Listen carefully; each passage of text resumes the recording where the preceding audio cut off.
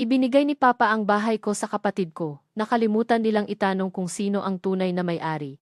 Ako si Diana Brooks. 34 na taong gulang na ako, at bago tumawag ang tatay ko, akala ko ang pagbili ko ng unang bahay ang magiging hudyat na sa wakas, hindi ko na mararamdamang hiram lang ang buhay ko. Kabibili ko lang noon ng isang maliit at lumang townhouse sa Maynila pagkatapos ng 12 taon ng pag-o-overtime, hindi pagre-relax tuwing bakasyon, at pagtanggi sa halos lahat ng bagay na hindi naman kailangan para mabuhay. Hindi pa nga ako lubusang nakakalipat. Nakatape pa ang kalahati ng mga kahon ko, nakasalansan sa sahig ang mga plato, at sa air mattress muna ako natutulog dahil gusto ko munang mag-ipon bago bumili ng mga totoong muebles.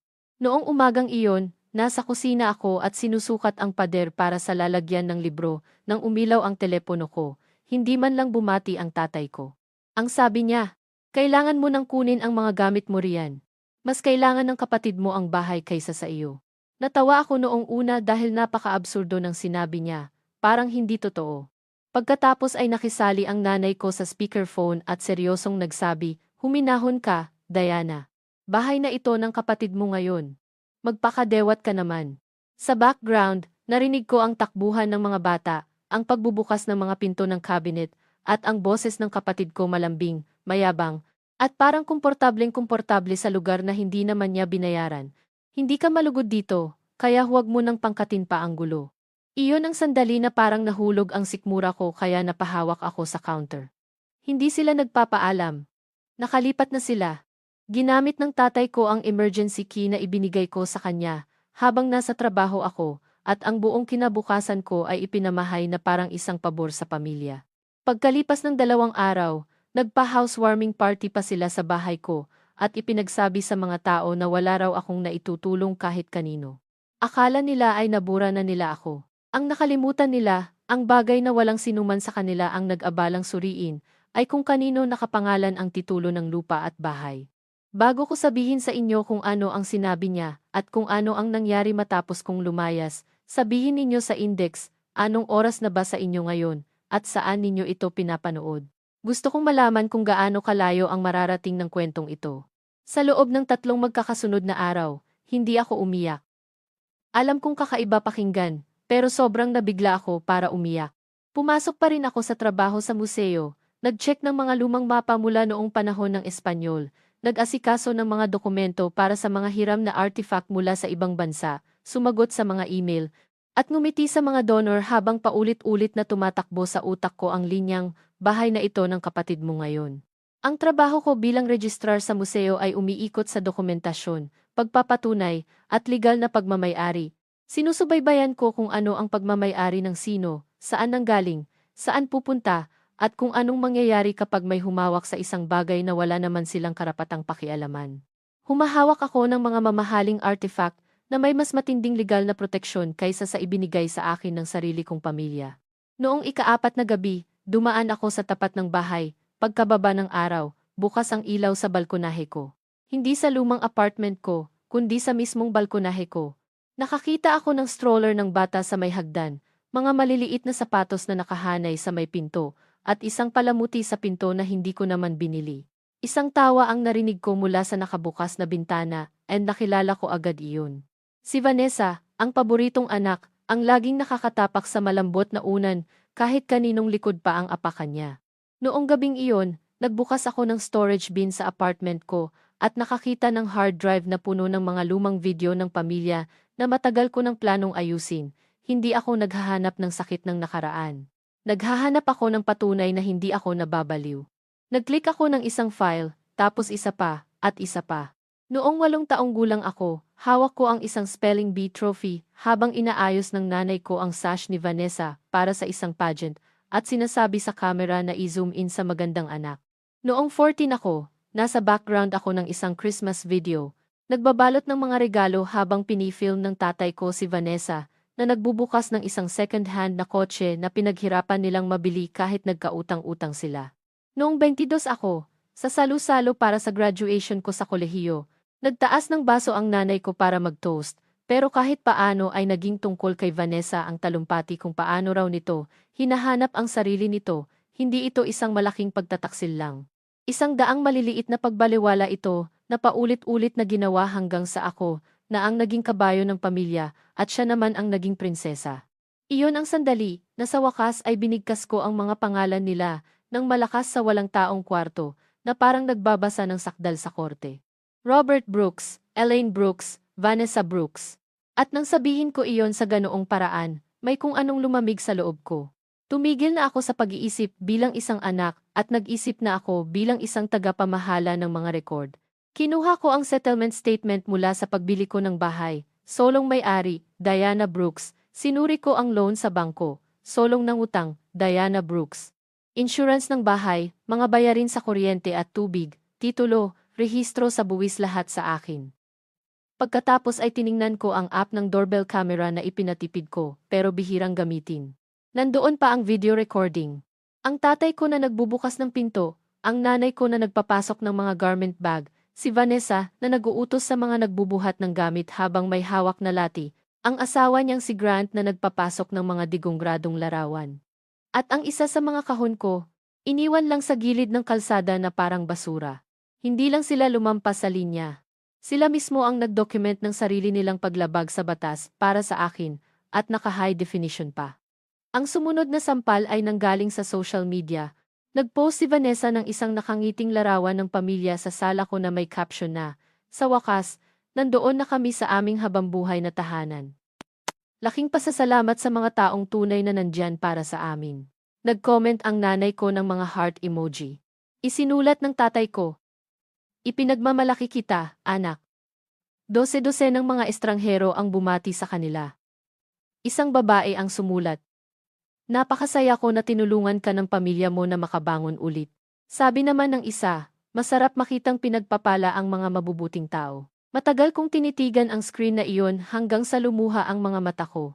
Hindi dahil masakit, kundi dahil naintindihan ko na ang diskarte nila. Hindi lang nila kinukuha ang bahay ko. Binubura na nila ako sa mata ng publiko bago pa man ako makapagsalita. Pagkatapos ay dumating ang imbitasyon. Hindi para sa akin, syempre. Isang katrabaho ng nanay ko ang nag-share ng post ni Vanessa tungkol sa open house, at nandoon nga ito, "Hali kayo at ipagdiwang ang aming bagong simula ngayong Sabado." Ang aming bagong simula, sa bahay ko. Iyon ang eksaktong sandali na nawala ang kalituhan sa utak ko. Tumawag ako sa isang abogado sa ari-arian na nagngangalang Caleb Mercer kinaumagahan, at bago ko pa man matapos ang pagpapaliwanag ko, sinabi niya, "Huwag mo muna silang babalaan. Ipunin mo ang bawat dokumento, i-save ang bawat post, i-download ang bawat video, hayaan mo lang silang magdadaldal." Kaya ginawa ko iyon. Gumawa ako ng mga folder, screenshots, timeline, kopya ng titulo, mga resibo ng kuryente, dokumento ng insurance, mga video mula sa doorbell camera, mga text message.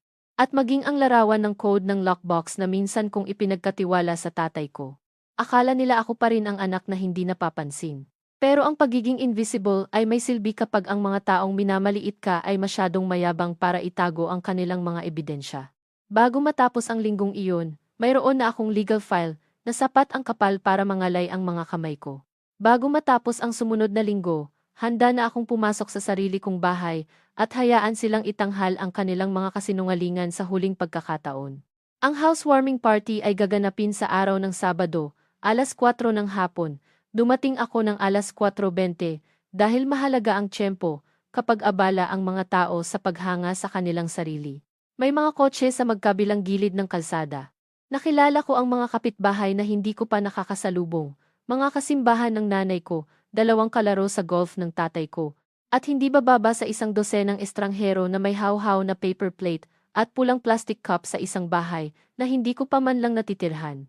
Mula sa nakabukas na bintana sa harap, narinig ko si Vanessa na sinasabi sa isang bisita na kinailangan daw ng kamay ng babae ang lugar na ito, na napakalakas ng loob sabihin dahil wala pa siyang 2 linggo doon at pinintahan na niya ang mga trim sa pasilyo na inabot ko ng 1 buwan para ma-restore. Tumayo ako sa bangketa ng mga 10 segundo, humihinga lang ng malalim, hindi dahil natatakot ako, kundi dahil ang galit, kapag hindi mo kinontrol ng maayos, ay gagawin kang pabaya. And hindi ako pumunta doon para magwala ng walang direksyon. Pumunta ako doon para hindi nila ako malimutan habang buhay. Sa loob, ang amoy ang unang tumama sa index. Inihaw na karne, mga kandilang may pekeng amoy ng vanilla, at isang napakatapang na floral room spray na laging ginagamit ni Vanessa kapag gusto niyang magmukhang mamahalin ang isang lugar. Ang nanay ko ang unang nakakita sa akin at muntik nang mabitawan ang kanyang baso. Nanigas ang tatay ko. Dahan-dahang humarap si Vanessa, ang isang kamay ay nakapatong pa rin sa granite na gilid ng aking kitchen island, at ngumiti na parang isa akong istorbo na inaasahan na niyang darating din naman. Aba, sabi niya. Sapat ang lakas para marinig ng buong kwarto, tingnan mo kung sino ang nagpasyang dumaan sa wakas. Naputol ang mga usapan at natahimik ang paligid. Nararamdaman kong nakikinig ang mga tao kahit hindi sila nakatingin. Nagpatuloy si Vanessa, alam mo, nakakatawa, hindi man lang siya nag-angat ng daliri noong naghihirap kami, pero ngayon bigla siyang nagpapapansin. May ilang nakikitawang kabado. Dagdag pa ng nanay ko, Diana, hindi ito ang tamang oras. Ang tatay ko naman ay mas malupit ang diskarte. Huwag kang magsisimula ng eksena sa harap ng mga bisita. Hindi ko itinaas ang boses ko. Hindi ko kailangang gawin iyon. Sa katunayan, sabi ko, ito ang eksaktong tamang oras. Pagkatapos ay sumungkit ako sa bag ko at naglapag ng 3 bagay sa hapagkainan sa harap ng lahat. Isang kopya ng titulo, isang printed na larawan mula sa aking doorbell camera kung saan pumasok ang tatay ko gamit ang emergency key, at isang legal notice mula sa opisina ni Caleb na nakatugon sa 4 na nakatira doon. Natahimik ang kwarto sa paraang mailalarawan ko lang bilang napakatulis at seryoso. Tinitigan ni Vanessa ang mga papel, tapos ay pilit na natawa ng mabilis. Napakasungit naman nito, sabi niya. Sinabi ni Papa na ayos lang sa iyo na tumuloy kami rito. Sumigaw ang tatay ko, pamilya tayo, hindi mo pa naman ginagamit ito. Iyon ang sandali na tumingin ako sa paligid sa lahat ng mga bisitang iyon, at nagsalita ng malinaw na sapat para marinig hanggang sa likod ng kwarto. Dahil narito ang lahat para magdiwang, hayaan ninyong iligtas ko kayo sa paggamit sa inyo bilang mga saksi sa isang kasinungalingan. Ako ang solong legal na may-ari ng ari-ariang ito. Walang sinuman sa bahay na ito ang may kontrata ng upa, pahintulot, o anumang karapatan sa pagmamay-ari. Pumasok sila gamit ang susi na ibinigay ko, para sa mga emergency, at lumipat sila habang ako ay nasa trabaho. Tinangkang agawin ng nanay ko ang mga papel. Iniwas ko ang mga ito. Nawala ang ngiti ni Vanessa. Seryoso ka bang ginagawa mo ito ngayon? Bulong niya ng galit. Sa harap ng lahat ng tao, tinitigan ko siya ng diretso sa mata. Ginawa mo na rin ito sa harap ng lahat ng tao, online. Sa bahay ko. Pagkatapos ay si Caleb, na nagsabi sa akin, na mag-aabang lang sa malapit kung sakaling kailanganin ko ng saksi, ay pumasok sa pinto matapos kong i-text sa kanya ang isang salita. Ngayon, nagpakilala siya, iniabot ang formal na demand letter para sa agarang pag-alis sa ari-arian, at nagpaliwanag sa tono ng isang lalaking maraming beses nang nagbasa ng batas sa mga taong mapang-abuso sa karapatan, na ang anumang karagdagang pananatili, pinsala sa ari-arian, o pagharang sa pagpasok ko, ay lalong magpapalaki sa kanilang pananagutan sa batas. Ang isa sa mga kaibigan ng tatay ko ay dahan-dahang nagbaba ng kanyang plato at umalis. Tapos may isa pa, at isa pa. Halos maririnig mo ang pagkabuwag ng party. Si Vanessa, syempre, ay dinaan sa pag-arte. Napakalupit mo, sabi niya, habang saktong pumatak ang mga luha niya, alam mo unamang kailangan namin ng tulong. Ang asawa niyang si Grant, na halos tahimik lang hanggang sa sandaling iyon, ay nagtanong ng isang bagay na nagpabago sa takbo ng buong kwarto. Sandali, sabi mo sa index co-owner ang mga magulang mo sa lugar na ito. Natigilan si Vanessa. Sinimulan siyang pagsabihan ng tatay ko ng pasigaw. Nagsimulang umiyak ang nanay ko. Tumingin si Grant sa titulo, tapos sa index, tapos pabalik sa asawa niya, na parang isang lalaking biglang natanto na ang kasal niya ay binuo pala sa mga piniling kasinungalingan. Nagsinungaling ka ba sa akin? Tanong niya. Sumagot ng pasigaw si Vanessa. Ginawa ko lang ang kailangan kong gawin para sa mga anak natin. Maaaring umubra ang linyang iyon sa mga magulang ko, pero hindi iyon umubra sa index. Hindi, sabi ko. Ginawa mo ang pinakamadali, dahil sinanay ka ng lahat sa pamilyang ito, na maniwala na ang trabaho ko, ang pera ko, at ang kinabukasan ko ay pagmamay-ari ng lahat. Gustuhin ko mang sabihin sa inyo na iyon ang sandali na sumuko sila. Pero hindi. Singhot. Ang mga taong katulad niyan ay bihira lang tumigil dahil sa hiya. Nililipat nila ito sa paninisi. Tinawag akong makasarili ng tatay ko. Sabi ng nanay ko ay ipinapahiya ko raw sila. Sinabi ni Vanessa sa mga natitirang bisita na matagal ko na raw siyang kinapupuotan, pero wala na ang bisa ng drama niya. Nabutas na ang kasinungalingan, at kapag ang hangin ay nagsimula ng lumabas sa isang kathang isip ng pamilya, naririnig ng lahat ang singasing nito. Bago ako umalis, dinala ko ang paningin ko sa bawat kwarto ng dahan-dahan dahil gusto kong maramdaman nila ang naramdaman ko. Na walang anuman dito ang sa kanila. Sa likod na silid, ang isa sa aking mga may label na kahon ng paglipat ay binuksan at hinalughog. Sa banyo, ang mga tuwalya ko ay nakasabit sa may lababo na parang hiram na balat. Sa sala, tinakpan ni Vanessa ang ibabaw ng fireplace ng mga larawan ng pamilya na hindi ako kasama. Kinuha ko ang isa sa mga kuwadrong iyon, itinubog ito sa mesa ng nakaharap sa ibaba, at sinabi, nabubuhay kayo sa loob ng mga bunga ng pagmamaliit ninyo sa index. Hindi nyo palang alam ang buong bayarin. Pagkatapos ay umalis ako. Ang sumunod na buwan ay naging digmaan ng mga legal na dokumento, at mas handa ako doon kaysa sa kanila. Inasahan ni Vanessa na magiging emosyonal ako at aatras. Inasahan naman ng aking mga magulang na bibigay ako alang-alang sa kapayapaan ng pamilya. Ang hindi nila naintindihan ay ginugol ko ang aking buhay sa pagtanda sa pag-aaral kung paano mapapanatili ang mga record upang ang katotohanan ay laging manaig sa kayabangan. Binalikan ko ang bawat account na konektado sa bahay, ang mga biglang pagtaas ng singil sa kuryente, mga hindi autorisadong pagpapalit ng address ng sulat, mga resibo ng delivery, mga mensahe mula sa kapitbahay.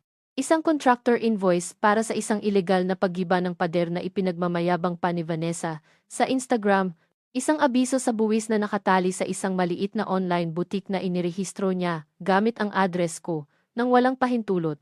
Dahil doon ay talagang napangiti si Caleb. Ito, sabi niya, habang tinuturo ang pahina, ang patunay kung kailan ang pagiging makasarili ay nagiging katangahan. Noong mga panahong iyon, ang matalik kong kaibigan na si Tessa Reid ang naging tanging tao na nakakapilit sa akin na kumain ng maayos. Si Tessa ay isang exhibition designer sa Museo Matalino, nakakatawa, at hindi kayang magkunwari na maayos ang isang masamang sitwasyon. Matagal na niya akong kilala para maintindihan na kapag tumatahimik ako, kadalasang may binuo akong plano. Isang gabi, habang nakaupo kaming magkadekwatro sa sahig ng aking apartment na pinaliligiran ng mga kahon ng dokumento at mga legal tab, sinabi niya, alam mo kung anong nagpapalala rito. Hindi lang dahil kinuha nila ang bahay, kundi dahil sigurado silang tatanggapin mo na lang iyon ng walang kibo. Tama siya. Ang pagkuha sa bahay ang mismong pangyayari, pero ang kaisipan sa likod nito ang tunay na sugat. Ang papel ko sa pamilya ay ang magtrabaho, magligtas, mag-ayos, magpatawad, at pagkatapos ay maglaho para si Vanessa ang laging nagniningning sa gitna. Kaya nagpasya ako ng isang bagay na walang kinalaman, pero may kabuuang kinalaman sa paghihiganti. Tumigil na ako sa pag-aabang na ang museo ang magtakda ng aking kinabukasan. Sa loob ng maraming taon, tahimik akong nag-ipon ng kadalubhasaan sa pananaliksik sa pinagmulan ng mga bagay, logistika ng restorasyon, at pagpaplano ng koleksyon. Itinulak ako ni Tessa na ipackage ang kaalamang iyon sa pribadong pagkukonsulta para sa mga maliliit na gallery at mga historical society na hindi kayang magbayad ng full-time registrar. Alam mo na kung paano patunayan kung ano ang pagmamay-ari ng sino. Sabi niya, mukhang iyan ang superpower mo. Sa loob ng 6 na linggo, nagkaroon ako ng 2 kliyente sa gilid, tapos naging 3. Mas mahabang oras ang itinatrabaho ko kaysa dati, pero sa unang pagkakataon, ang pagod ay may malinaw na direksyon. Bawat invoice na ipinapadala ko, bawat kontrata na nilalagdaan ko, bawat kliyente na nagpapakilala sa index bilang ang taong nagliligtas sa isang proyekto mula sa gulo, ay nagbabalik sa index sa aking sarili. Samantala, ang gulo ay magandang namumukadkad sa bahay ko, dahil bahay ko pa rin iyon kahit sino pa ang umaabuso rito. Binaliwala ng tatay ko ang demand letter. Nag-post naman si Vanessa ng mga passive-aggressive na quotes tungkol sa pagtataksil at mga nakakalasong kamag-anak. Tumawag ang nanay ko ng 2 beses, nag-iwan ng mga umiiyak na voicemail, at kahit kailan ay hindi humingi ng paumanhin. Si Grant naman ay nagbago. Tumawag siya sa opisina ni Caleb para humingi ng mga kopya ng mga pampublikong dokumento ng record. Ipinasabi niyon sa index ang lahat. Sinusuri niya kung niloko nga ba siya, at totoo nga. Pagkatapos ay nag-email sa index ang isang kapitbahay matapos mapansin ang isang dumpster sa tapat. Sinumulan na ni Vanessa na i-update ang lugar para magmukhang mas kanya ito. Bagong backsplash, tinanggal ang mga istante, pinintahan ang mga brick. Isang larawan ang nagpakita sa mga manggagawa na naglalabas ng mga orihinal na built-in na cabinet. Mula sa silid-aralan ang mga cabinet na isa sa mga dahilan kung bikit ko binili ang bahay noong una. Nakaramdam ako ng matinding galit kaya nanginig ang mga kamay ko. Pagkatapos ay may ginawa akong iba. Idokumento ko ang pinsala, nagtakda ng mga pagtatansya ng halaga at idinagdag ang isa pang kategorya sa reklamo. Ang pagkasira ay mas madaling parusahan kapag iniisa-isa mo ang bawat detalye nito. Mas mabilis na umusad ang legal na aksyon nang magsampa kami para sa maling paninirahan, pinsala sa ari-arian, hindi autorisadong paggamit ng address para sa negosyo, at pagbabalik ng mga ginastos sa pagpapanatili ng bahay. Nagpadala rin si Caleb ng isang preservation notice na nagbabala sa kanila na huwag magbubura ng mga social post, text, o mga record ng pananalapi na may kinalaman sa ari-arian. Natakot ang tatay ko dahil doon, kaya direkta siyang tumawag sa index, ang boss niya ay wala nang natitirang dating autoridad. Masyado nang malayo ang nararating nito, sabi niya. Pinagmumukha mo kaming kriminal sa mga estranghero. Naalala kong sumagot ako ng walang anumang galit. Hindi pa. Ang sarili ninyong pag-uugali ang gumagawa niyan. Ginagawa ko lang itong nakikita ng lahat. At ibinaba niya ang telepono. Pagkaraan ng 2 araw, nagawa ni Vanessa ang pagkakamali na nagpabago sa isang malakas na kaso upang maging isang mapanira. Ibinenta niya ang orihinal kong salamin sa foyer, isang antigo na minana ko pa sa aking lola sa pamamagitan ng isang online marketplace. Ang nakabili, salamat sa Diyos, ay naging isang lokal na guro ng kasaysayan na nakakilala sa index mula sa website ng museo at nag-email para magtanong kung nagbabawas ba ako ng mga gamit. Muntik ko nang mabitawan ang telepono ko nang makita ko ang larawan. Agad ang tugon ni Caleb, reklamo sa ilegal na pagbebenta ng ari-arian, binagong sakdal, at isang emergency motion. Kung hindi mo pa nakikitang gumuho ang isang kwento ng pamilya sa ilalim ng mga dokumento, mas hindi ito madrama kaysa sa iniisip ng mga tao. Hindi ito nangyayari sa isang pagsabog lang. Nangyayari ito sa mga patong-patong na hakbang. Una, nawawalan sila ng kumpiyansa. Pagkatapos, nawawalan sila ng pagkakapare-pareho sa kwento. Pagkatapos, nagsisimula na sila magsalungatan sa isa't isa. Iba ang kwento ng nanay ko. Iba ang sa tatay ko. Ang kay Vanessa, pangatlo pa. Tumigil na si Grant sa pagpapakita sa background ng mga post niya. Tumigil na rin sa pag-comment ang mga kasimbahan. At sa pagdating ng taglagas, nakabuo ako ng isang bagay na mas malakas kaysa sa galit. Mayroon akong alas. Ang nakakatawang bagay tungkol sa pagiging anak na pinapalampas ng lahat, ay natututo kang mabuhay nang walang pumapalakpak sa iyo. Ang mapanganib na bagay naman ay kapag sa wakas ay tumigil ka na sa pagmamakaawa na makita ka, madalas na huli na bago ma-realize ng mga tao na ikaw pala ang haliging sumusuporta sa kanilang mga ilusyon. Sa pagdating ng Oktubre, ang trabaho ko sa pagkukonsulta ay sapat ng lumago, kaya inanyayahan ako ng museo na mag-curate ng isang maliit na pampublikong programa tungkol sa etika ng restorasyon at ang nakatagong paggawa sa alkod ng pagpapanatili ng kasaysayan. Tinulungan ako ni Tessa na gawit itong mas malaki. Isang marangyang kaganapan sa gabi kasama ang mga donor, lokal na mamamahayag, at isang pagtatanghal ng mga nabawing bagay na ipinares sa mga kwento tungkol sa pagmamay-ari, pag-aalaga, at maling pagpapatungkol ng pangalan. Ang tema ay hindi Pino, at wala akong pakialam. Para sa isang pagkakataon, gusto ko ng isang kwarto na itinayo sa katotohanan. Tinawag namin ang kaganapan na, ang mga nanatili. Ang pamagat ay mas angkop sa index kaysa sa exhibit mismo. Sa gabi ng pagbubukas, nagsuot ako ng isang navy blue na damit, itinali ang aking buhok sa likod, at tumayo sa ilalim ng mga ilaw ng gallery na mas matatag ang pakiramdam kaysa sa mga nakaraang buwan. Puno na ang kwarto bago mag-alas 6 media. Naroon ang mga reporter mula sa 2 lokal na pahayagan sa sining. Naroon din ang mga board member, mga independenteng curator, at ilang bagong kontak sa pagkukonsulta. Nagtanong ang mga tao ng mga matatalinong katanungan. Nakinig sila. Nagtala sila. Sinabi nila na ang trabaho ko ay nagbigay sa kanila ng bagong paggalang sa mga nakatagong sistema na nagpoprotekta sa mga bagay na mahalaga. Sana ay maipaliwanag ko kung ano ang pakiramdam niyon pagkatapos ng buong buhay na pagtrato sa index na parang katulong lang sa sarili kong pamilya. Pagkatapos ay si Tessa, na nasa malapit sa pasukan na nag-aayos ng daloy ng mga tao, ay biglang natigilan. Sinundan ko ang kanyang tingin at nakita ko ang mga huling tao na gusto kong makita sa kwartong iyon. Sina Elaine, Vanessa, at Grant. Mukhang pagod na pagod si Grant. Mukha namang kabado si Elaine. Si Vanessa naman ay mukhang nagbihis para sa isang labanan. Tinawid niya ang sahig ng gallery gamit ang parehong maliwanag, ngunit marupok na kumpiyansa na ginagamit niya kapag may gagawin siyang kapusukan. Wow, sabi niya, habang tumitingin sa paligid na tila ba nagbibigay siya ng pagsang-ayon. Ang cute naman nito. Hindi ko alam na ang drama ng pamilya ay pwedeng gawing isang negosyo. Ang ilang mga bisita ay nagkunwaring walang narinig.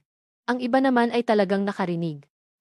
Naramdaman ko ang pagbabago ng paligid, nag-aabang. Lumapit si Tessa, pero binigyan ko siya ng kaunting iling ng ulo. Hayaan mo siyang magsalita, sabi ko sa isip ko. Ang mga sinungaling ay mas kapaki-pakinabang kapag pakiramdam nila ay nasa teatro sila. Humakbang pa si Vanessa, at itinaas ang kanyang boses. Unawain mo, nakakatawa na umaarte siya ng may prinsipyo ngayon. Ang kalahati ng inspirasyon niya ay nanggaling sa paninirahan sa aming bahay at sa paggabay sa index kung paano muling magtayo ng isang tahanan para sa aking mga anak. Nandoon na nga. Hindi pa sapat na pumasok siya ng walang pahintulot, nagsinungaling, at sinira ang ari-arian ko. Kailangan niya ring agawin ang kwento ng buhay ko. Ngumiti ako. Hindi nang may init, kundi nang may pagkilala. Bahay natin. Sabi ko sa mikropono na ginagamit ko para sa mga pahayag. Natahimik ang mga usapan sa buong kwarto. Kakaiba ang pagpili mo ng salita, Vanessa. Pagkatapos ay tumango ako kay Tessa na nag-abot sa index ng isang folder. Walang madramang slideshow sa pagkakataong ito. Hindi ko kailangan ng palabas, kailangan ko ng katumpakan. Dahil pumili ka ng isang pampublikong lugar, pagpapatuloy ko, maging tiyak tayo. Ang ari-arian ay legal na akin. Nabigyan kayo ng notice ng korte. Ginamit mo ang aking address para sa iyong negosyo. Nang walang pahintulot, ibinenta mo ang isang minanang bagay na hindi naman sa iyo. At noong nakaraang linggo, ang iyong abogado ay humiling ng isang pag-uusap para sa settlement matapos makita ang mga binagong halaga ng pinsala. Isang malinaw na bulong-bulungan ang dumaan sa buong kwarto. Ipinikit ni Grant ang kanyang mga mata, bumulong si Elaine, Diana, pakiusap. Sinubukan naman ni Vanessa ang magalit. Nahuhumaling ka ba sa pagpapahiya sa index, singhal niya. Matagal ka nang may selos sa index, ang linyang iyon ay maaaring gumana noon dahil iyon ang nakasanayan ng pamilya, pero ang tiyempo ang lahat, at ang sumunod niyang sinabi ang tumapos sa kanya. Kailanman ay wala kang pakialam sa bahay na iyon hanggang sa gawin ko itong magmukhang maganda. Ang isang reporter ay talagang ibinaba ang kanyang panulat at napatitig. Binigyan ako ni Tessa ng isang maliit na tingin na nagsasabing, hindi niya talaga sinabi iyon ng malakas. Sumagot ako ng mahinahon, inayos ko ang bahay na iyon, bago ka pa man humakbang sa loob nito. Nag-ipon ako para doon. Binili ko iyon. Nilagyan ko ng insurance. Binayaran ko ang bawat buwis para doon. Pinintahan mo lang ang ibabaw ng pinaghirapan ko at tinawag mo itong tadhana. Pagkatapos ay nagsalita si Grant, hindi sa index, kundi sa buong kwarto, ang boses ay patag sa tindi ng hiya. Sinabi niya sa index na pagmay-ari ito ng magkasama ng mga magulang niya at sumang-ayon na si Diana, walang katotohanan sa lahat ng iyon. Kung nakarinig ka na ng isang kasinungalingan na namatay sa harap ng publiko, iyon ang tunog niyon. Biglang napaiyak muli si Vanessa, pero sa pagkakataong ito, ay walang nagmamadaling umaliw sa kanya. Inabot siya ni Elaine. Tinabig siya ni Vanessa. Lumayo naman si Grant ng tuluyan. Ang isang trustee ng museo ay tahimik na humiling sa mga security guard na tumayo sa malapit, bagaman walang pisikal na gulo na nangyari. Ang tunay na pinsala ay sa harap ng lipunan, at alam ng lahat iyon, ang kwento ay hindi na pagmamay-ari ng paboritong anak na may nasaktang ngiti. Pagmamay-ari na ito ng mga dokumento, ng mga saksi, ng mga salungatan, at ng lalaking niloko niya para ilipat ang kanyang mga anak sa loob ng isang demanda sa korte. Siya ang unang tumakbo palabas. Sumunod si Elaine. Nanatili naman si Grant ng sapat na oras para magsalita ng napakahina, humihingi ako ng paumanhin. Bago lumabas sa ibang pinto, pagkatapos niyon, nagpatuloy ang kaganapan at iyon marahil ang pinakakasiya siyang bahagi. Hindi ang mismong pagbubunyag, kundi ang katotohanan na ang kanilang gulo ay hindi na nagdidikta sa buong kwarto.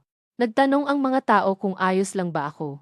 Sabi ko oo, dahil sa unang pagkakataon, totoo na ito. Isang donor mula sa isang foundation para sa pagpapanatili ng kasaysayan ang lumapit sa index malapit ng magsarado at nagsabi, Mayroon kang pambihirang talento sa paggawa ng mga katotohanan na hindi mapapasubalian. Nag-alok siya na ipakilala ako sa 2 institusyon na naghahanap ng mga panlabas na konsultant.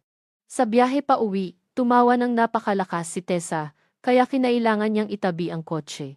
Sinubukan niyang agawin ang isang profesional na kaganapan, sabi niya habang pinupunasan ang kanyang mga mata, at sa halip ay binigyan pa niya ang karera mo ng isang testimonya.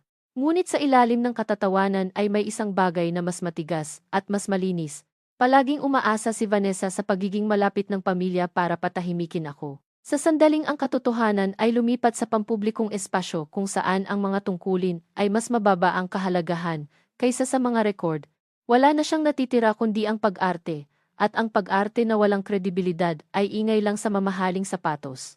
3 linggo matapos ang exhibit, tumawag si Caleb kasama ang update na matagal ko nang inaantay. Ipinagkaloob ng korte ang pagmamay-ari at nagtakda ng timeline para sa pagpapatupad kung hindi kusang aalisin ang ari-arian. Iniutos din nila ang pagpapanatili ng mga natitirang kagamitan sa ari-arian na nangangahulugang wala ng patagong pagbebenta, wala ng nawawalang mga pamana, wala ng pagkukunwari na ang pinsala ay nandoon na bago pa man sila lumipat. Gusto ng panig ni Vanessa ng kasunduan. Ang tatay ko naman ay gusto ng isang usapan ng pamilya, ang nanay ko ay gusto ng dasal. Ang gusto ko naman ay mga susi, mga pagkukumpuni, pagbabalik ng mga ginastos, at distansya. Si Grant, nalaman ko kalaunan, ay lumipat sa isang short-term rental kasama ang mga bata habang nagpapasya kung ano ang susunod niyang gagawin. Tapos na siyang maniwala sa bersyon ng mga pangyayari ni Vanessa nang dahil lang sa tiwala. Ang paboritong anak, lumalabas, ay nagniningning lang pala kapag ang lahat ng iba ang nagbibigay ng kuryente. Pagkatapos ay dumating ang text mula kay Vanessa, "Maari ba tayong magkita kahit sandali?" Walang mga abogado, walang drama, pamilya lang.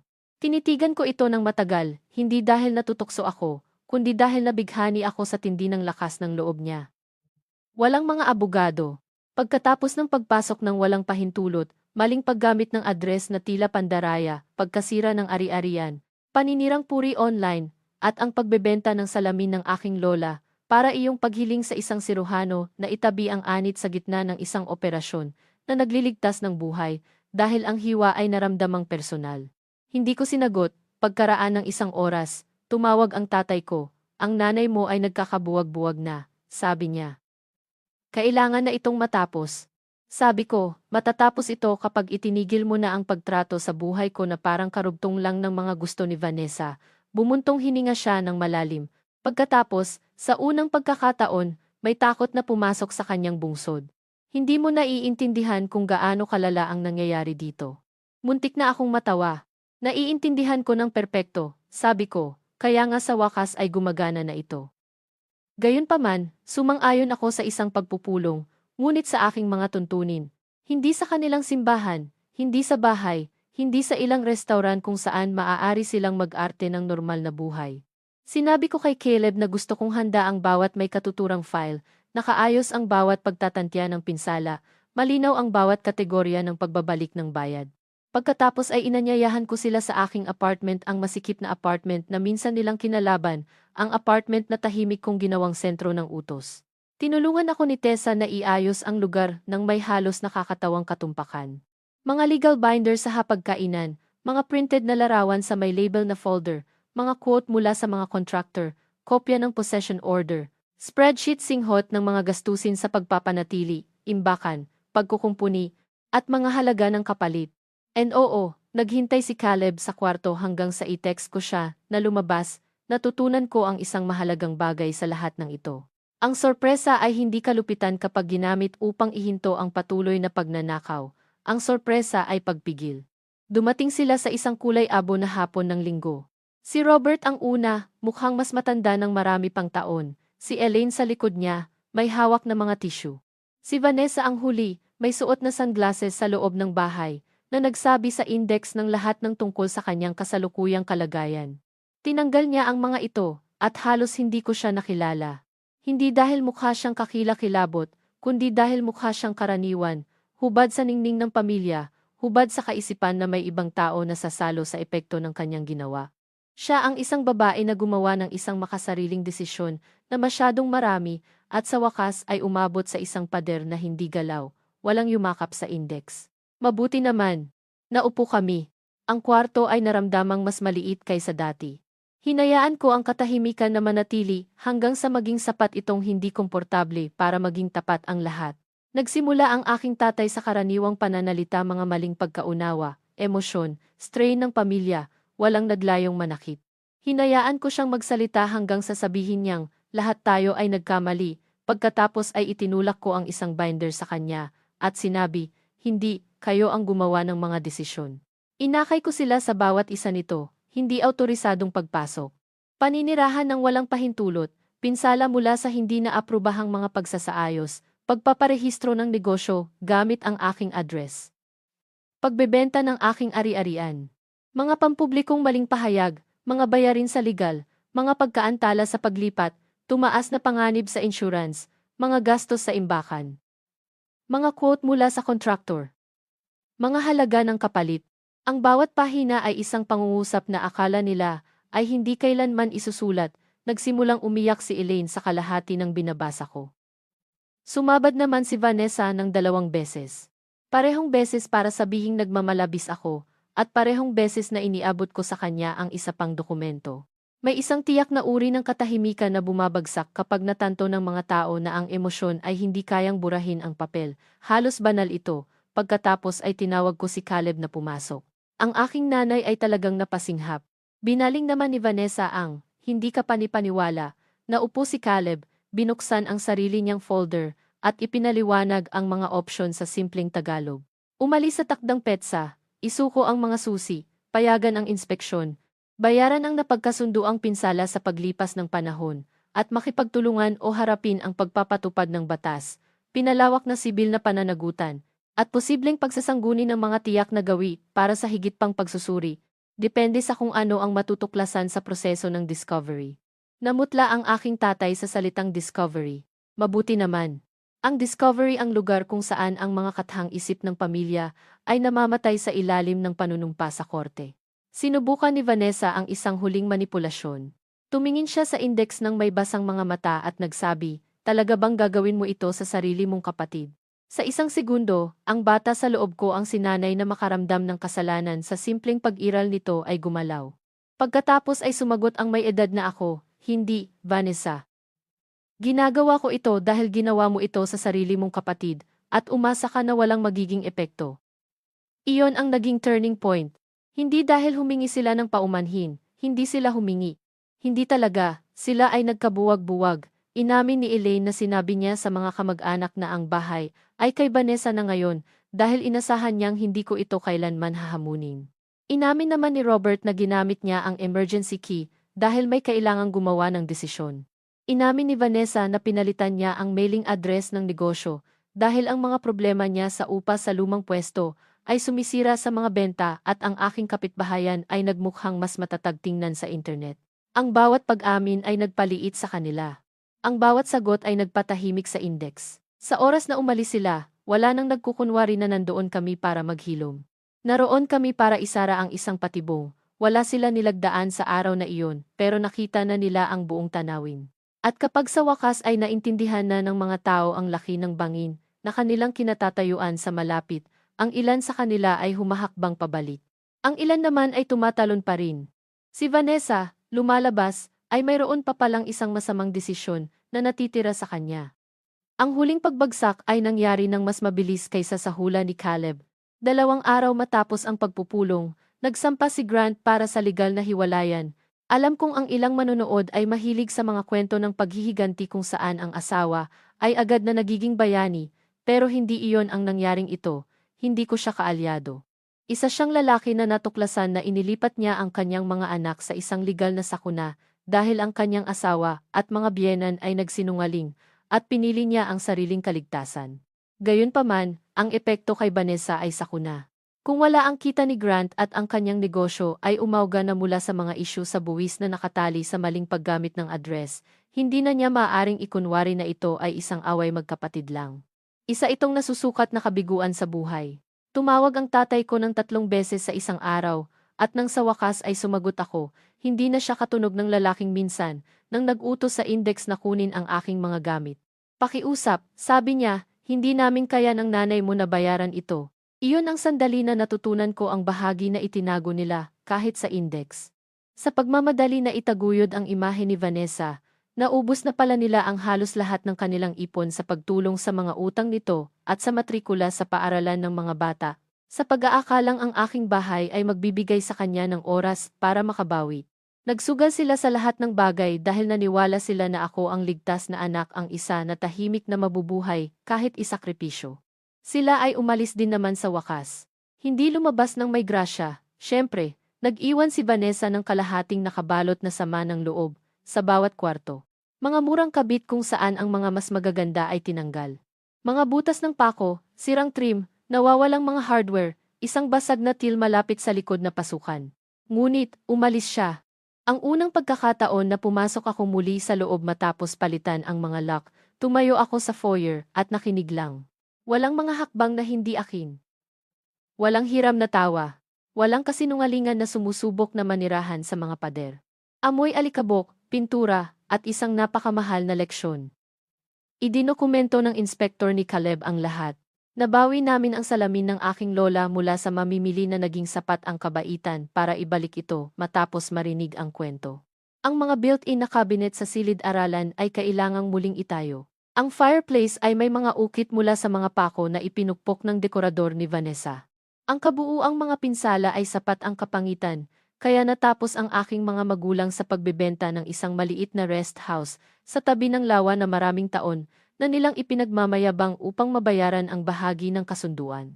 Ang detalyeng iyon, aaminin ko, ay nagbigay sa index ng isang napakatiyak na uri ng kapayapaan.